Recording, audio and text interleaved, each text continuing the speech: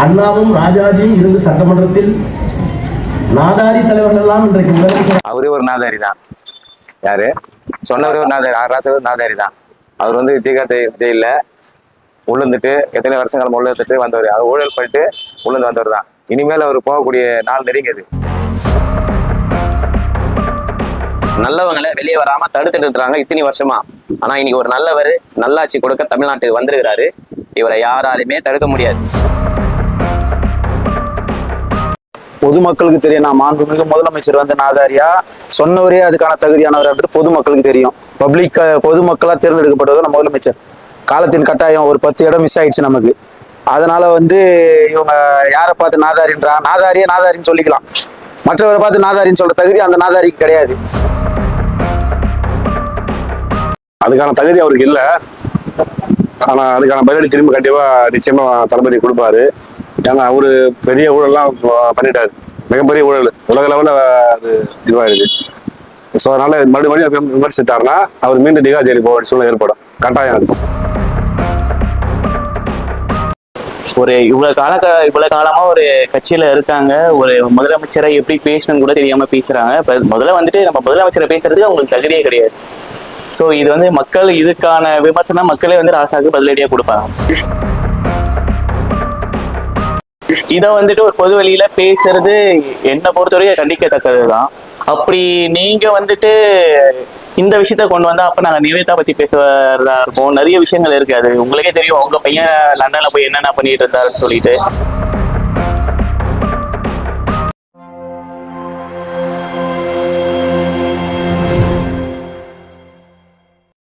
ராசா அவர்கள் வந்து இப்ப விஜய் அவர்கள் வந்து அண்ணாவும் ராஜாஜியும் இருந்த சட்டமன்றத்தில் ஒரு நாதாரி வந்து உட்கார்ந்துட்டு இருக்குன்னு சொல்லி விமர்சனம் பண்றாரு. அவருக்கு நீங்க என்னென்ன சொல்ல விரும்புறீங்க? அவரே ஒரு நாதாரி தான். யாரு சொன்னவரே ஒரு நாதாரி, ராசா ஒரு நாதாரி தான். அவர் வந்து விஜயகாந்த் ஜெயில உள்ளந்துட்டு எத்தனை வருஷங்கள் உள்ளத்துட்டு வந்தவர். அவர் ஊழல் பண்ணிட்டு உள்ளந்து வந்தவர் தான். இனிமேல் அவர் போகக்கூடிய நாள் நெருங்கியது. இப்போ சட்டசபையில பேச பெருசு கிடையாது. மக்கள் மனசுல ராசா பத்தி எவ்வளவு பேர் என்ன விமர்சிக்கிறாங்க, அது தவறு நடத்துறாங்க. ஆனா நம்ம தளபதி அந்த மாதிரி ஆளு கிடையாது. விமர்சிக்கணும், ஒருத்தரை பத்தி தப்பா பேசணும் அவசியம் அவருக்கு இல்லை. அவர் மக்களுக்காக நல்ல பாடு பண்ணன்றதான் வந்துக்கிறாரு. ஆனா இவர மாதிரி ஊழல் பண்ணிட்டு உள்ள ஜெயில் போறதுக்கு தகுதியான ஆளு அவர் இல்லை. இவன் மானகட்டவன், புரியுதுங்களா? இன்னும் இப்போ இது பாருங்க, வேலை விட ரைட் அடிக்கிறாங்க. அடுத்தது மினிஸ்டர், அடுத்த மினிஸ்டர், எல்லாமே ஒண்ணுக்கு ஒண்ணு நடக்க போகுது. இருந்தாலும் இந்த வார்த்தை பண்றது ரொம்ப மக்களுக்கு கண்டிப்பாங்க. இனிமே வந்து அவர் சொல்றதுக்கு அந்த மாதிரி தகுதியான ஆளு இல்லை. நம்மளால சொல்லலாம். விஜய் விமர்சிக்க ராசாவுக்கு தகுதி இல்லைன்னு சொல்றீங்க? ஆமா, தகுதி கிடையாது. தகுதி ரொம்ப மட்டமான பேச்சு, அது மட்டமான செயல். அது முதல்வர் அப்படி பேசக்கூடாது. அது யாரு இருந்தா அண்ணா இருந்தாண்ணா அந்த சேர் இருக்கிறது வந்து யார் போனாலும் சின்ன வயசு ஆள போனா கூட அதோடைய பெரும்பான்மையா தான் எடுத்துக்கணும். அது மட்டம் பத்தி பேசுறது ரொம்ப தவறு. இவங்க மட்டமானவங்க, இவங்க சொல்றவங்க மட்டமானவங்க. வந்து இப்போ ஜாகிரதையா நடத்தினாங்கன்னா நல்லா இருக்கும். இல்லைன்னா இவங்க வந்து எல்லாமே உள்ள போக வேண்டிய கண்டிஷன் வரும்.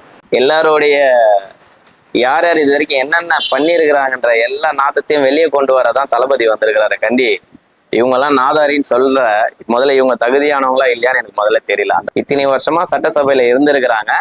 அவங்க இந்த வார்த்தையை யூஸ் பண்ணலாமான்னு சிந்திச்சு பேசியிருக்கலாம். அவர் தொடர்ந்து இது முறை தான் விமர்சிட்டு இருக்காரு. இது போன்ற அவங்க தொடர்ந்து விமர்சிக்க காரணம் என்ன?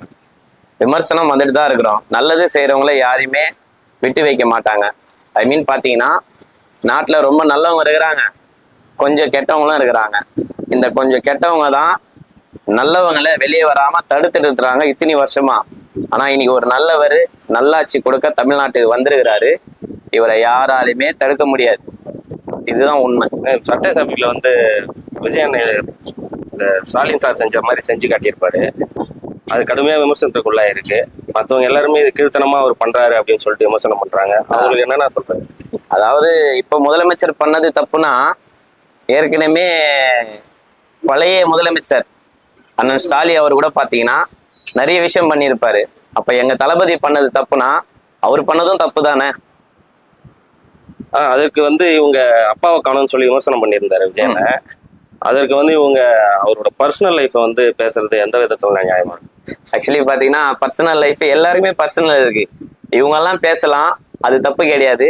தளபதி பேசுறது தப்பா? அப்பாவை காணோம்னு சொல்றது தப்பே கிடையாது. உண்மையிலேயே அப்பா காணோம்னா நீங்க உண்மையிலேயே நல்லத்தனமா எடுக்கலாம். எப்படின்னா சட்டசபையில இப்ப அப்பா இல்ல, உண்மைதானே? சட்டசபையில அப்பா இருக்கிறாரா? நீங்க சொல்லுங்க, நான் ஏத்துக்கிறேன். அதுக்கான தகுதி அவருக்கு இல்லை. ஆனா அதுக்கான பதிலடி திரும்ப கண்டிப்பா நிச்சயமா தளபதி கொடுப்பாரு. ஏன்னா அவரு பெரிய ஊழல்லாம் பண்ணிட்டாரு. மிகப்பெரிய ஊழல் உலக லெவலில் அது இதுவாயிடுது. ஸோ அதனால மறுபடியும் விமர்சித்தாருன்னா அவர் மீண்டும் திகா ஜெயிலுக்கு போக வேண்டிய சூழ்நிலை ஏற்படும். கட்டாயம் இருக்கும். எந்த மாற்றமும் கிடையாது.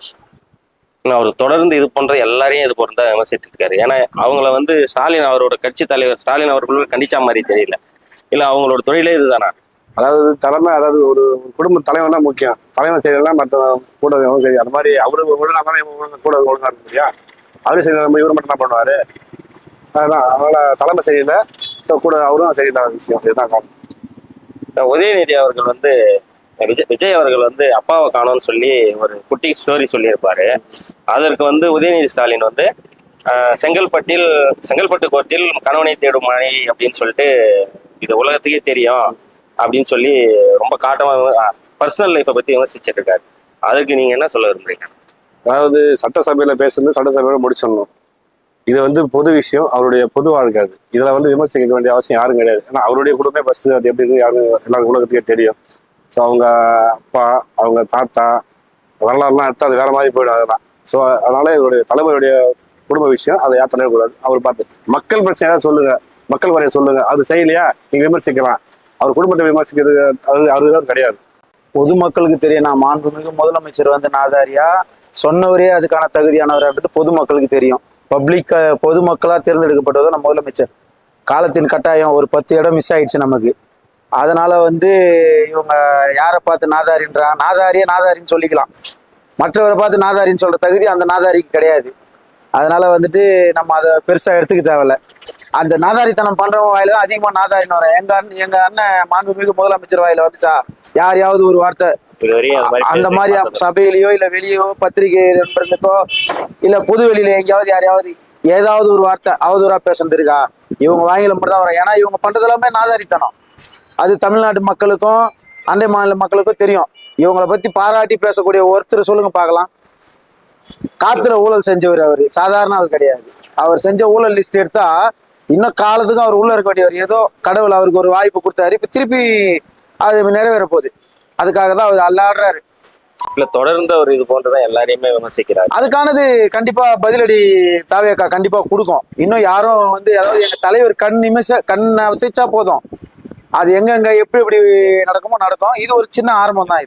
இதை வச்சு அவர் அடங்கிட்டா அவருக்கு நல்லதா இருக்கும். ஏன்னா அவர் அந்த கட்சி தலைவர் ஸ்டாலின் அவர்கள் கூட அவங்களை கண்டிச்சா மாதிரி எதுவும் தெரியல. ஏன்னா போற இடம் வளர்த்து விடுறது அவங்க தானே. அவங்க எப்படின்னா கண்டிப்பாங்க.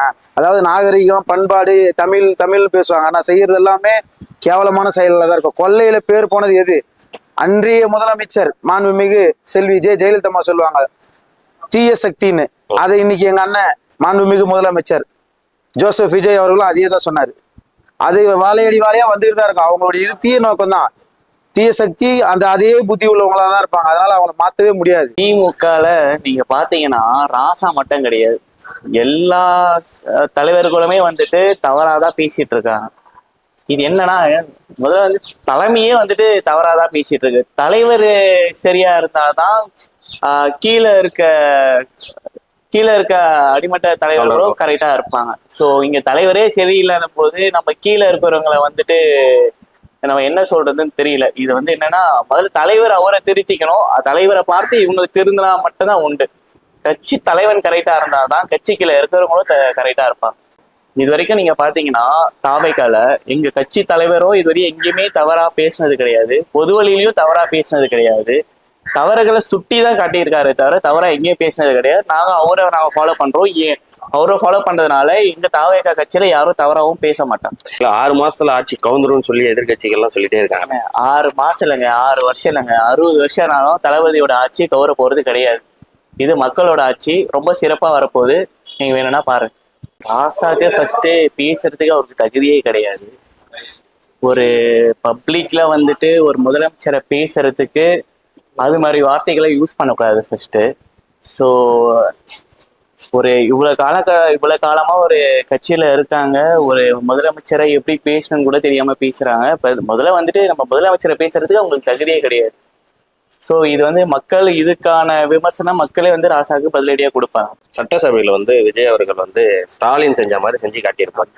அது ரொம்ப அவர் அசிங்கமா செஞ்சிட்டாரு, அவர் வந்து நாகரிகமற்ற நடந்துக்கினாருன்னு சொல்லி கடுமையா விமர்சிக்கிறாங்க. அதற்கு நீங்க என்ன சொல்றீங்க?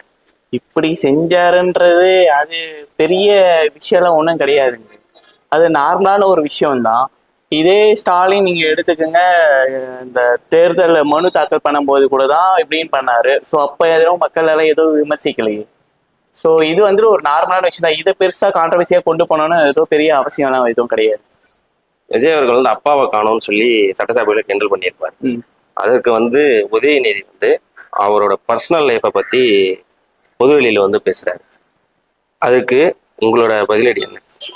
இவங்க கட்சி ரீதியா ஒரு விஷயத்த கொஸ்டின் ரைஸ் பண்ணா அதுக்கான பதிலை வந்துட்டு நம்ம தளபதி கொடுப்பாரு. இது பர்சனலா கொண்டு போறாங்க. பர்சனல் வாழ்க்கையில வந்துட்டு இன்டர்ஃபியர் ஆகுறது ரொம்ப தவறான ஒரு விஷயம். இதை வந்துட்டு ஒரு பொது வெளியில பேசுறது என்னை பொறுத்தவரைக்கும் கண்டிக்கத்தக்கதுதான். அப்படி நீங்க வந்துட்டு இந்த விஷயத்த கொண்டு வந்தா அப்ப நாங்க நிவேதா பத்தி பேசுறதா இருப்போம். நிறைய விஷயங்கள் இருக்கு. அது உங்களுக்கே தெரியும். உங்க பையன் லண்டன்ல போய் என்னென்ன பண்ணிட்டு இருந்தாருன்னு சொல்லிட்டு ஒரு பர்சனலா எப்பவுமே வந்து கொண்டு வரக்கூடாது. தளபதியா அதை கொண்டு வந்தது கிடையாது. ஸோ பர்சனலா உள்ள கொண்டு வர்றது ரொம்ப கண்டிக்கத்தக்கது. இந்த 45 நாள்ல என்ன மாற்றங்கள் நடந்திருக்கு? ஆட்சி எப்படி இருக்கு? நிறைய மாற்றம் நடந்திருக்குது. அருமையான ஆட்சி நடக்குது. நிறைய மாற்றம் என்னன்னு கேட்டீங்கன்னா, உண்மையிலேயே கவர்மெண்ட்டுக்குள்ள இருக்கிற எல்லா நிர்வாகிகளையும் தளபதி அருமையா ஃபில்டர் பண்ணி இருக்கிறாரு.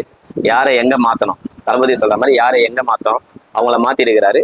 ஒரு மிக மிக ஒரு அருமையான ஆட்சி இப்ப கொடுத்துருக்கிறாரு. பொதுமக்களுக்கு ரொம்ப பிடிச்சிருக்கு. இப்போ உதாரணத்துக்கு பாத்தீங்கன்னா, உதயநிதியான குறை சொல்லலாம், அவரை சார்ந்தவர்கள் குறை சொல்லலாம். இது வரைக்கும் பப்ளிக் வந்து இந்த ஆட்சி சரியில்லை, 45 நாள் தளபதி பண்ண ஆட்சி சரியில்லைன்னு யாராவது ஒருத்தர் சொல்லியிருக்கிறாங்களா?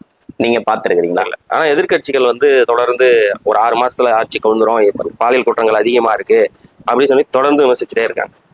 எதிர்மறையா பேசுறதானாங்க எதிர்கட்சி. நல்லது பேசிட்டா அவங்க எதிர்கட்சி கிடையாது இல்ல.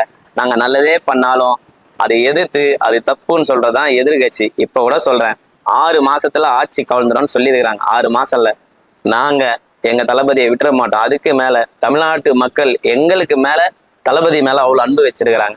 அதனால இந்த 5 வருஷம் இல்லாம அடுத்த 50 வருஷத்துக்கும் தளபதி தொடர்ந்து முதலமைச்சரா வரப்போறாரு. ஆனா இப்ப கும்மிடிப்பூண்டியில வந்து அம்மா உணவகம் அப்படின்னு சொல்லி கொண்டு வரல இன்னைக்கு வரைக்கும். ஏன்னா இங்க கும்மிடிப்பூண்டில வந்து வெளியில இருந்து வந்து தங்கி வேலை செய்யற பசங்க தான் அதிகம். ஓகே, புரியுதுங்களா? ஏன்னா அவங்களுக்கு வந்து 3 வேளை சாப்பாடும் கிடைக்கும், அது கம்மி விலையிலையும் கிடைக்கும், நல்ல மாதிரியும் கிடைக்கும். அதனால கொண்டு வந்தா நல்லா இருக்கும்னு சொல்லி நிறைய பேர் என்கிட்டயும் சொல்லியிருக்காங்க. அதை பத்தி நல்ல கொஸ்டின் உங்களாண்ட கேட்டிருக்கிறாங்க. கண்டிப்பா தளபதி காதுக்கு நாங்களும் கொண்டு போறோம். ஒருவேளை அம்மா உணவகம் கும்மிடிப்பூண்டியில இல்ல இருந்திருந்தா இன்னைக்கு கண்டிப்பா அதை வந்து ரீஓபன் பண்ண சொல்லி தளபதி முதல் அறிவிப்பு கொடுத்திருப்பாரு. ஸோ இங்க இல்ல, உங்க யூடியூப் சேனல் மூலமா வேணா கொண்டு போறோம். அப்படி ஒரு ஆப்ஷன் இருந்தா அம்மா உணவகம் வந்தா கண்டிப்பா நாங்க வரவேற்போம். எங்க தளபதி சார்பாகவும் சரி, நாங்களும் கண்டிப்பா வரவேற்போம். போறவர் அமைதியா போயிருந்தா மத்தவங்க நம்ம எதை விதைக்கிறோமோ அதான் அறுவடை செய்வோம். அவர் விதைச்சாரு, எங்க தளபதி அறுவடை பண்ணி வச்சாரு. அவர் வெளியே அறுவடை விதைச்சாரு, அண்ணன் உள்ள அறுவடை பண்ணி வச்சாரு. இவ்வளவுதான் வித்தியாசம். இப்ப பார்ட்டி ஃபண்டுனா ஏன்னா அவங்க பதறாங்க? இருந்தா தானே எல்லாத்தையும் சுட்டிட்டு போயிட்டாங்க. இப்ப அது கேள்வி கேட்கும் போது அவங்களுக்கு அந்த வயிற்றுச்சல் வரதானே செய்யும். அங்க கரெக்டா இருந்துட்டா, நான் கொள்ளையடிக்கல, என்னை பத்தி நீ 1000 பேச எனக்கு ஏன் கோவம் வரப்போகுது? நான் கொள்ளையடிச்சிருந்தா அதுக்கான பதில், என்னை குத்துது கொடையுதுன்னு நான் கவலைப்படணும். கொள்ளையடிச்சவங்களுக்கு வலிக்குது. ஊழல் கொஞ்சமான ஊழலா பண்ணியிருப்பாங்க. யோசிச்சு பாருங்க. தெரியாதா? மீடியா மக்களுக்கு தெரியாததா? இல்ல பொதுமக்களுக்கு தெரியாதா? ஏன் இவ்வளவு இடத்துல வந்தது தாவேக்கா இந்த அளவுக்கு? எல்லாம் சொன்னாங்க 2% ஓட்டு வாங்குவீங்களா நீங்க, 2 சீட்டு வருமா, உங்க முதல்வர் ஜெயிப்பாரான்னாங்க. பெரம்பூர்ல நின்னா அது டிஎம்கே கோட்டைனாங்க. இன்னைக்கு அது தாவேக்கா கோட்டை, செஞ்சார்ஜி கோட்டை. எப்படி அந்த மாதிரி இனி பெரம்பூர் தளபதியுடைய கோட்டை யாராலையும் அசைச்சு பார்க்க முடியாது. அவருக்கு ஒன்னே ஒண்ணுதானே சொல்லலாம். கடந்த காலங்கள்ல முன்னாள் முதலமைச்சர் அண்ணன் ஸ்டாலின் சார் இருக்காரு இல்லைங்களா, அவருடைய வரலாறை கூட கொஞ்சம் எடுத்து பார்க்க சொல்லுங்க. அவரு குடும்பத்துல பிரச்சனை இல்லாம வந்துச்சா, இல்ல இதே உதயநிதி அண்ணன் குடும்பத்துல பிரச்சனை இல்லாம வந்துச்சாலும் கொஞ்சம் கடந்த காலத்தை ஆராய்ந்து பார்க்க சொல்லுங்க. குடும்பம்னா பிரச்சனை இருக்கதான் செய்யாது. அவங்க குடும்ப பிரச்சனை. அதுல இவங்க யாரும் கூப்பிடல. இவங்களை வெத்தலை பார்க்க வச்சு வந்து என் குடும்பத்தை சேர்த்து வைங்கன்னு யாரும் கூப்பிடல. அது எங்க அண்ணியார் முடிவு எடுப்பாங்க. அருமை தம்பி சஞ்சய் எடுப்பாரு. எல்லாருமே அவங்க பார்த்துப்பாங்க. இதுல வந்து இவங்க இதை சட்டசபையில பேச வேண்டிய அவசியம் கிடையாது. இது மாதிரி தொடர்ந்து பேசிட்டு இருந்தா திமுக அழிவுதான்னு சொல்றீங்க? நிச்சயம்ண்ணே. அது நம்மளால 10%, 90% பொதுமக்களால கண்டிப்பா இன்னும் இருக்கவங்க எல்லாம் இவங்க மேல ரொம்ப அதிருப்தியில தான் இருக்கிறாங்க. விஜய் அவர்கள் ஆட்சியை ஆட்சி பொறுப்பேற்ற பிறகுதான் இந்த மாதிரி நடக்குதுன்னு சொல்லி எதிர்க்கட்சிகள்லாம் கடுமையா விமர்சனம் பண்றாங்க. அவங்க ஆட்சியில எதுவும் நடக்கலைங்களா அந்த மாதிரி எல்லாம்? நடந்ததே இல்லையா? இல்ல பேப்பர்ல வரலையா, நியூஸ்ல வரலையா? அப்ப இவங்க என்ன முடிவு எடுத்துட்டாங்க? அண்ணன் வந்து 42 43 நாள் ஆகுது. இதுலயும் தொடர்ச்சியாதான் இப்ப நடந்துட்டு அந்த நடந்ததுக்கான அப்பவே தீர்வும் கிடைச்சிட்டு தான் இருக்கு. அவருடைய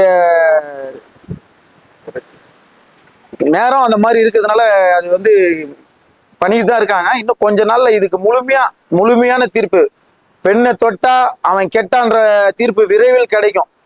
அதுக்கான முயற்சி அண்ணன் இப்ப சட்ட ஆலோசனை பண்ணிட்டு தான் இருக்காங்க. விரைவில் அது ஒரு தீர்ப்பா கிடைக்கும். நமக்கு தமிழ்நாட்டுக்கு இது ஒரு முக்கிய தீர்ப்பா இருக்கும். விஜய் அவர்கள் வந்து ஸ்டாலின் செஞ்ச மாதிரி செஞ்சு காட்டியிருப்பாரு சட்டசபையில. அது வந்து அவர் நாகரிகமற்று நடந்துட்டாரு, அதெல்லாம் நடந்துக்கினாரு அப்படின்னு சொல்லிட்டு ரொம்ப கடுமையா விமர்சிக்கிறாங்க. அதுக்கு என்ன சொல்ல விரும்புறீங்க? அது சட்டசபையில நடந்த விஷயம். அது 89ல அவங்க வந்து அப்ப இருந்த முதலமைச்சர் ஜெயலலிதாவோ அவங்க பண்ணதை விட இது ஒன்றும் பெருசா ஒன்றும் தப்பா இது பண்ணல. ஸோ அதெல்லாம் ரொம்ப கண்டிக்கத்தக்க விஷயம். அதையே பண்ணிட்டாங்க. இவர் ஒன்றும் பெருசா ஒன்றும் தவறாதுன்னு சொல்லலையே. இவர் சேர்ந்து செய்கையில அவரும் பண்ணாரு. அதனால இது தப்பு ஒன்றும் கிடையாது. விஜய் அவர்கள் வந்து சட்டசபையில பேசவே இல்லைன்னு சொல்லிட்டு ரொம்ப விமர்சிச்சுட்டே இருந்தாங்க. ஆனா அவர் ஒரு நாள் தான் பேசினாரு, மொத்த கூட்டமும் வந்து வெளியே ஓடிச்சு. அவங்களுக்கு என்ன சொல்ல விரும்புறீங்க? பேசினாலும் தப்புன்ற மாதிரி பேசுனீங்க. ஆனா பேச விட்ட ஒரு 10 செகண்ட்ல எல்லாம் கிளம்பி ஓடுறாங்க, தலை தெறிக்க ஓடுறாங்க. உண்மையா அவங்க எதிர்கட்சியெல்லாம் உட்காந்து பதில் சொல்லணும். இந்த மாதிரி விஷயம் ஆமான்னு பதில் சொல்ல திராணிய தெம்பு இல்லை. அதனால இருக்கிற உண்மையானால வெளியில போறாங்க. அது பொய்யா இருந்தா திருப்பி குரல் கொடுப்பாங்க. அவங்க வந்து உண்மையானாலும் எதிர்ப்பு வெளியே ஓடுறாங்க. இதான் உண்மை. அண்டி ஃபண்டுன்னா தமிழ்நாட்டுக்கே தெரியுமே. அவங்க கட்சி வளர்க்கறதுக்கு அங்கே எல்லாம் எந்த டிபார்ட்மெண்ட்லாம் போயிட்டு ஒயின் சாப்பிடலாம் பார்ட்டி ஃபண்டு. அது கூட உண்மையான அது பொய்யா இருந்தா உண்மையா இருந்தா உட்காந்து பேசலாம்ல சட்டசபையில. எதுக்கு தரலாம்ல? ஏன் தர மாட்டீங்க? அப்போ உண்மை தானே? ஏன் ஓடுறீங்க? உண்மையான ஓடுறீங்க. அப்போ அது தப்பு யார் மேல இருக்கு? அது பொய் கிடையாது, உண்மைதான். அது நீங்க இருந்து உட்காந்து பதில் சொல்லுங்க. தமிழ்நாடே பாக்குது, அதுவும் நேரடியாக பாக்குறாங்க. நீங்க ஓடுறத பார்த்து மக்கள்லாம் உண்மைன்னு சொல்லி நிரூபிச்சுட்டாங்க. அதாவது இதே மாதிரி நீங்க ஆளுங்கட்சியை தொடர்ந்து விமர்சனம் பண்ணிருந்தீங்கன்னா கடைசியில உங்க கட்சியே காணாம போயிடும். எப்படி இப்ப ஏடிஎம்கே பல கிளைகளா பிரிஞ்சதோ அதை விட மோசமா போயிடுவீங்க. சட்டசபையில வந்து விஜய் அண்ணன் வந்து பேசவே இல்லைன்னு தொடர்ந்து விமர்சிட்டே இருந்தாரு. உதயநிதி ஜென்சி கூட்டங்கள்லாம் கத்திட்டே இருந்தாங்க. ஆனா அவர் ஒரு நாள் தான் பேசினாரு. ஏன்னா அவங்களால உட்காந்து அந்த 1/2 மணி நேரம் உட்காந்து கேட்க முடியவே இல்லை. எழுந்து ஓடிட்டாங்க. பார்ட்டி ஃபண்டுன்னு தான் தலைதெறிக்க எழுந்து ஓடுறாங்க. அதுக்கு நீங்க என்ன சொல்ல விரும்புறீங்க? நல்ல கொஸ்டின் தான். உண்மையிலேயே பாத்தீங்கன்னா நான் எதிர்பார்க்கல இந்த கேள்வி நீங்க கேட்பீங்கட்டு. ஸோ தளபதியை வந்து 4 நாள் சட்டசபை நடந்தது. 4 நாளும் நாங்கள் டிவியில் உட்காந்து, இன்னைக்கெல்லாம் பார்த்தீங்கன்னா மக்கள் ஃபுல்லாக சீரியல் பார்த்துட்டு இருந்தாங்க. என்னைக்கு தளபதி ஆட்சி வந்ததோ சீரியலை பார்க்கறத விட சட்டசபையில் என்ன நடக்குதுன்றது ஆர்வமாக பார்க்குறாங்க. ஏன்னா லைவ் டெலிகாஸ்ட் நடக்குது, இவங்க என்ன பேசுவாங்க, தளபதி என்ன சொல்லுவாருன்ட்டு. 4 நாளில் ஒரு வார்த்தை எங்கள் தளபதி பேசலை. நீங்கள் உண்மையிலேயே ஆர்குமெண்ட் பண்ணுங்க, நான் வேணான்னு சொல்லலை. எதிர்கட்சின்னா நீங்கள் விமர்சனம் பண்ண தான் செய்வீங்க, நீங்கள் பண்ணுங்க, நான் வேணான்னு சொல்ல. முதல்ல தளபதி என்ன பேச வரார், என்ன பாயிண்ட் சொல்ல வர்றார் முழுமையா கேட்டுட்டு அதுக்கப்புறம் உங்களுடைய என்ன சொல்றது, உங்களுடைய அப்ஜெக்ஷனை நீங்க தெரிவிச்சிருக்கலாம். ஆனா நீங்க தெரிவிக்கல. என்னடா தளபதி பேசல 4 நாள் சொன்னீங்கல்ல, 10 நிமிஷம் தான் பேசினாரு. என் கண்ணால நான் பாக்குறேன். 10 நிமிஷம் பேசுனதே உங்களால பொறுக்க முடியல. சட்டசபையில ஓடிட்டு இருக்கிறீங்க. ஒரு நாள் தளபதி உங்களை கேள்வி கேட்க ஆரம்பிச்சா நீங்க தாங்குவீங்களா? நீங்க எவ்வளவு ஊழல் பண்ணிருக்கிறீங்கன்னு தமிழ்நாட்டு மக்கள் எல்லாருக்கும் தெரியும். நீங்க பண்ணிருக்கிற ஊழல். இப்ப கூட நான் சொல்றேன், நீங்க அமைதியா இருந்தீங்கன்னா நீங்க எதிர்கட்சி தலைவராகவும் சட்டசபையில இருக்கலாம். நீங்க எங்க தளபதியை கேவலப்படுத்தணும், அசிங்கப்படுத்தணும்னு நினைச்சீங்கன்னா நீங்க தான் கேவலப்பட்டு அசிங்கப்பட்டு நிப்பீங்க. இது எப்படி சொல்றதுன்னா போக போக உங்களுக்கே தெரிய வரும். நாங்க சொல்ல வேண்டியது இல்லை. தப்பு பண்ணவன் கண்டிப்பா தண்டனை அனுபவிச்சு ஆகணும். எத்தினாலும் மூடி மறைக்க முடியாது. அது நீங்களா இருந்தாலும் சரி, நாங்களா இருந்தாலும் சரி. நீங்க தப்பு பண்ணிருக்கிறீங்க, நீங்க குற்றம் பண்ணதால உங்க வீட்டுக்கு ரைடு வந்துருக்குது. தளபதி தான் ரைடு அமைக்கணும்னாலாம் தளபதிக்கு அவசியம் கிடையாது. இன்னைக்கு தமிழ்நாட்டுல நிறைய பிரச்சனை இருக்குது. நீங்க பண்ணிருக்கிற ஊழல் ஆட்டோமேட்டிக்கா வெளியே வரும். தளபதி சொல்லிதான் வரணும்ன்றலாம் இல்ல. இனி ஒவ்வொரு எம்எல்ஏவும் சரி, ஒவ்வொரு மினிஸ்டரும் சரி, எல்லாம் பண்ண தப்பும் தமிழ்நாட்டுக்கு தெரியதான் வரப்போது. தளபதி காட்ட தான் போறாரு.